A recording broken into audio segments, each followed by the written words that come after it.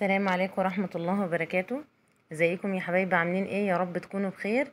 النهاردة ان شاء الله هنعمل مع بعض التورتة، عجينة التورتة، وهنركنها بقى معانا نستخدمها في اي وقت. معاكم منى عبد العزيز. ما تنسوش اللايك والشير والاشتراك في القناة، ويلا بينا ندخل على المقادير. معايا 6 حبات من البيض، كوب من السكر، 2 وربع كوب من الدقيق، ربع كوب من النشا، معلقة صغيرة بيكنج باودر، معلقة كبيرة مليانة محسن جل، فانيليا، معلقة كبيرة من الخل، رشة ملح. بحط الملح على الدقيق، ومعايا ربع كوباية مية ساقعة. احط الفانيليا على البيض برضو، ربع كوباية من المية الساقعة بنزل بها في العجان، وبنزل بقى بكل المكونات اللي معايا في العجان: البيض والفانيليا والخل،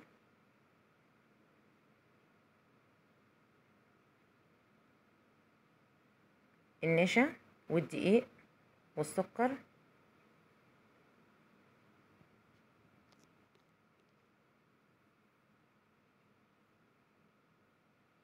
بيكنج باودر، السكر،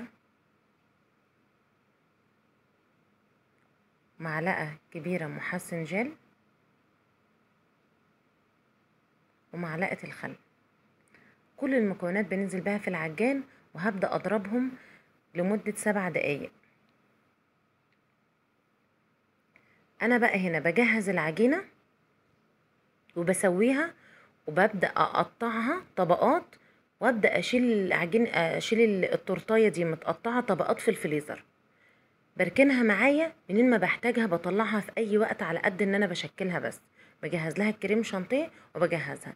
هنا معايا الصينية بتاعتي متبطنة بورق الزبدة، أو ببطنها بزبدة ودقيق أو سمنة ودقيق، أو أحط لها ورق زبدة زي ما انتوا شايفين معايا. وهبدأ بالخلة كده وأقلبها كويس قوي، واخبطها على الرخامة كده عشان أي فقاعات تخرج من العجينة. وبحطها في فرن سخن مسبقا على درجة حرارة 180، بتقعد معايا 45 دقيقة في الفرن. هنا خلاص اختبرتها بالخلة واستوت معايا تماما. شوفوا ما شاء الله، الكيك هش معايا جدا جدا ومرتفع جدا زي ما انتوا شايفين. هبدأ اشيل، انا كده قلبتها، ده كده ببدأ اشيل الطبقة الخارجية دي، ماشي. وهبدأ بقى اقطعها معايا بالمنشار كده.